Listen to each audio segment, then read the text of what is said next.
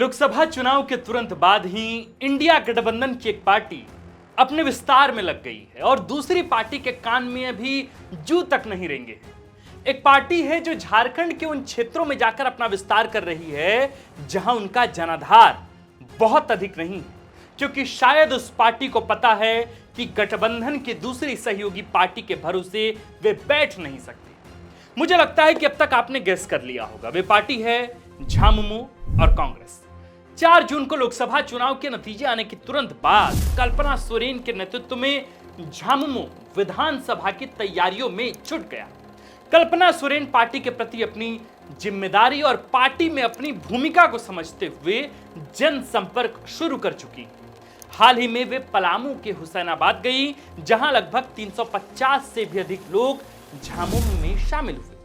अब देखिए कि पलामू वह सीट है जहां झामुमो का प्रभाव अन्य सीटों के मुकाबले बेहद कम है। यहां की 6 विधानसभा सीटों में से 4 पर भाजपा, 1 पर एनसीपी और 1 पर झामुमो है। जिस हुसैनाबाद में कल्पना ने मिलन समारोह का आयोजन किया, वहां इस वक्त एनसीपी कोटे से कमलेश कुमार सिंह विधायक। तो यह समझने के लिए ज्यादा कैलकुलेशन की जरूरत नहीं है कि झामुमो अपना विस्तार पलामू में क्यों करना चाह रही है और इसकी शुरुआत हुसैनाबाद से क्यों हुई।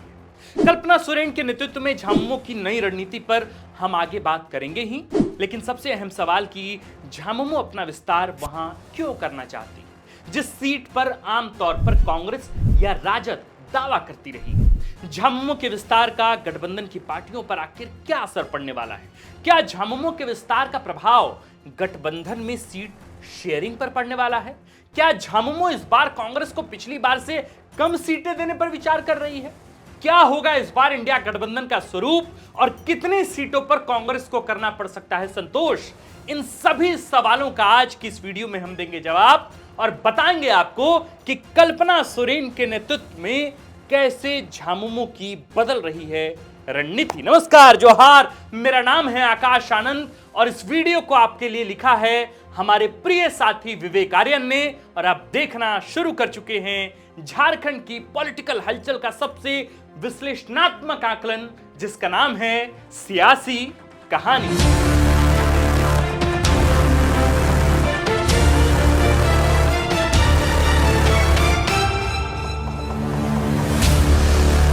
2024 के लोकसभा चुनाव के परिणाम में झारखंड की सभी पार्टियों के लिए संदेश छुपा है। झामुमो ने 5 सीटों पर लड़कर 3 सीटें हासिल की। भाजपा 13 पर चुनाव लड़ी और 8 सीटें लेकर आई। आजसू 1 पर लड़ी, 1 जीती। लेकिन इस आंकड़े में सबसे कम स्ट्राइक रेट कांग्रेस का रहा। कांग्रेस 7 सीटों पर चुनाव लड़ी और सिर्फ 2 सीटें लेकर आई। इस परफॉर्मेंस के आधार पर कोई भी पार्टी तत्काल अपने संगठन पर काम करना शुरू कर देगी, जैसा अमूमन भाजपा और झामुमो कर रही है। लेकिन कांग्रेस की तरफ से ऐसा कोई ठोस प्रयास नहीं किया जा रहा है। दूसरी तरफ गठबंधन की सबसे बड़ी पार्टी झामुमो सरकार में वापस आने का रास्ता तलाश कर रही है। लोकसभा में अनुकूल परिणाम ने झामुमो को यह कॉन्फिडेंस दिया है कि वे विधानसभा चुनाव में पिछली बार से अधिक सीटें रखें और कांग्रेस को कम सीटें दें। और जब आप अपनी पार्टी के लिए अधिक सीटें रखने पर विचार करते हैं तो आपको उसके लिए तैयारियां करनी होती, संगठन बड़ा करना होता है, लोगों को अपने साथ जोड़ना होता है। ठीक वही काम झामुमो ने शुरू कर दिया है। हमारा यह आकलन है कि हुसैनाबाद के बाद जिन जिन विधानसभा सीटों पर कल्पना सोरेन पार्टी के विस्तार के सिलसिले में जाएंगी, उन पर या कहें कि उनमें से अधिकतर सीटों पर झामुमो अपना दावा ठोकेगी। इसमें विशेषकर वो सीटें शामिल होंगी जिन पर निर्दलीय विधायक हैं या फिर कमजोर जनाधार वाली पार्टियों के विधायक। दरअसल हर राजा या हर शासक चाहता है कि उनके कार्यकाल में वे उनका या उनकी पार्टी का विस्तार, क्योंकि वह जानता है कि उनकी सफलता का एकमात्र आधार यही है। इसी तरह कल्पना ने पार्टी की कमान अनऑफिशियली ही सही, लेकिन जब संभाली है तो वे चाहेंगे कि पार्टी का विस्तार हो। हर पार्टी चाहेगी। और फिर राजनीति में गठबंधन का यह अर्थ नहीं है कि वे अपनी पार्टी का विस्तार ही छोड़ दें। यानी कि भाजपा को हराने के बड़े उद्देश्य से इंडिया गठबंधन का गठन हुआ है, लेकिन इन पार्टियों की आपस में भी प्रतिद्वंदता जारी रहती है। इसलिए हमारा मानना है कि आने वाले दिनों में कांग्रेस और झामुमो के बीच सीट बंटवारे को लेकर खींचतान बढ़ेगी। हाल ही में दिल्ली में आयोजित बैठक का हवाला देकर इस तरह की बातें सामने आ रही थी कि कांग्रेस पिछली बार से 2 सीटें अधिक लेने वाली, जबकि हमारा इनपुट यह कहता है कि झामुमो कांग्रेस को पिछली बार से कम सीटें देने के प्लान में है। यह देखना होगा कि आगे इस पर दोनों पार्टियों के बीच क्या वार्ता होती है और क्या हल निकलता है। एक बात तो तय है कि कल्पना सोरेन के आ जाने से झामुमो और भी डोमिनेटिंग लगनी शुरू हुई। हम थोड़ा पलामू की 6 विधानसभा सीटों पर आपका ध्यान खींचना चाहते हैं, क्योंकि हमारा अनुमान है कि पलामू में इस बार झामुमो 2 या उससे अधिक सीटों के लिए अपना पासा फेंके। गढ़वा सीट पर तो पहले से ही झामुमो के विधायक मिथिलेश ठाकुर हैं, जो इस वक्त चंपाई कैबिनेट में मंत्री भी हैं। इस बार यहां से 1 या 2 और सीटें झामुमो मांग कर सकती है, ऐसी सूचना है। वो सीटें कौन सी हो सकती हैं? देखिए, यहां एक भी सीट आदिवासी रिजर्व नहीं है और नहीं कहीं आदिवासियों की प्रभावी संख्या है इन सीटों पर। केवल एक सीट छतरपुर एससी सीट है और यहां से भाजपा की तरफ से पुष्पा देवी विधायक है। हालांकि भवनाथपुर वह सीट है जहां आदिवासी 14% से अधिक यानी लगभग 55,000 है और लगभग इतने ही मुस्लिम भी।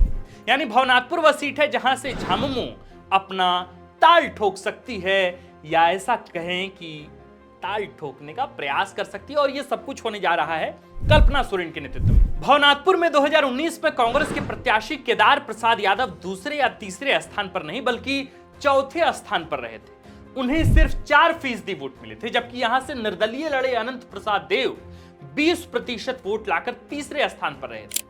यानी कि इस सीट पर इंडिया गठबंधन की तरफ से कांग्रेस के बजाय झामुमो अपने लिए जगह बनाने का प्रयास कर सकती है। जातीय समीकरण और जनाधार के आधार पर भी झामुमो के लिए यह एक्सपेरिमेंट करने के लिए सबसे मुफीद सीट है। यानी कि अगर वाकई हमारे अनुमान के अनुसार चीजें हुई तो फिर इस बार भवनाथपुर से भाजपा विधायक भानु प्रताप शाही का मुकाबला झामुमो के प्रत्याशी से होगा। और इसमें कोई दो राय नहीं कि मामला त्रिकोणीय होगा, और त्रिकोणीय होगा मतलब यानी मामला दिलचस्प होगा।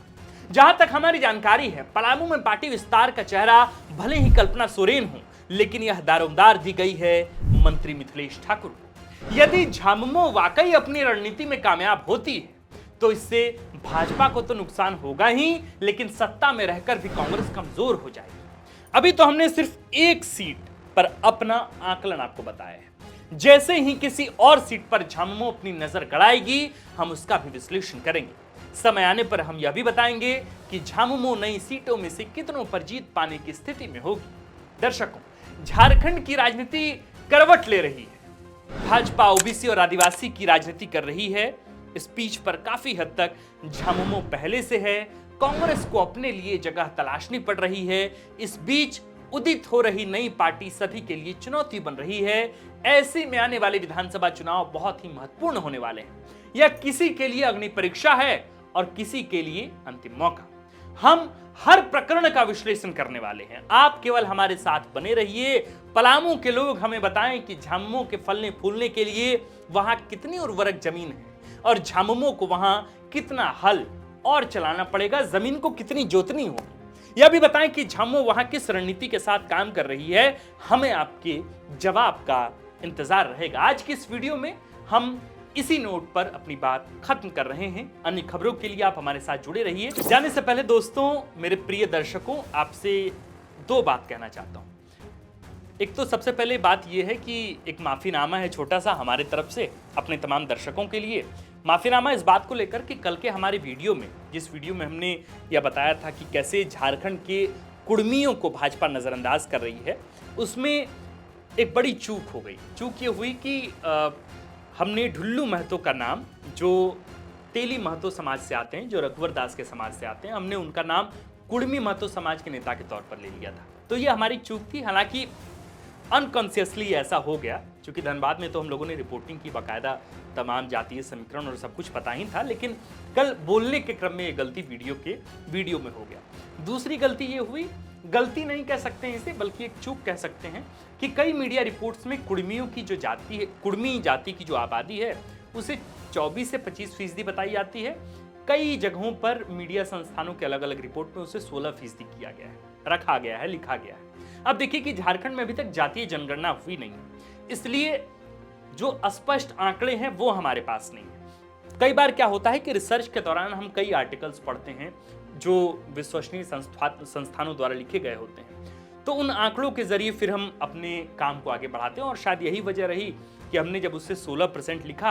हालांकि ये बात हमने वीडियो के दौरान कहा भी कि कुर्मी समाज का दावा है कि उनकी आबादी 20 से 24% के आसपास है। ये कुर्मी समाज का दावा है, लेकिन कई मीडिया रिपोर्ट्स में 16% बताए जाते हैं। तो इसको लेके भी कई लोगों ने कमेंट में लिखा कि नहीं, आप कुर्मी की जो आबादी है झारखंड में उसको आप कम आंक रहे हैं, कम बता रहे हैं। हमारा उद्देश्य किसी भी जातीय समूह, किसी भी धर्म, किसी भी व्यक्ति विशेष को ठेस पहुंचाना कतई नहीं है। आप जानते हैं कि जिस लिमिटेड टीम के साथ द फोर्थ पिलर काम कर रही है, हर रोज नए प्रयास कर रही है, लगातार 6-6 घंटे 7-7 घंटे रिसर्च के बाद एक विश्लेषण का कार्यक्रम हम आप तक लेकर आते हैं। ये सब कुछ बहुत मेहनत से एक जटिल प्रक्रियाओं से होकर गुजरता है, तब आप तक पहुंचता है। इसमें अगर कुछ चूक हो जाए तो मैं आपसे यही निवेदन करूंगा मेरे प्रिय दर्शकों कि आप उसे माफ़ करें, आप हमें बताएं, हम ज़रूर कोशिश करेंगे कि उसे जल्द से जल्द दुरुस्त किया जाए। आप तमाम दर्शकों का बहुत बहुत शुक्रिया, आपने वीडियो देखा और आप लगातार हमें प्रेम बरसा रहे हैं, अपना प्यार दे रहे हैं और हज़ारों की संख्या में आप वीडियो देख रहे हैं।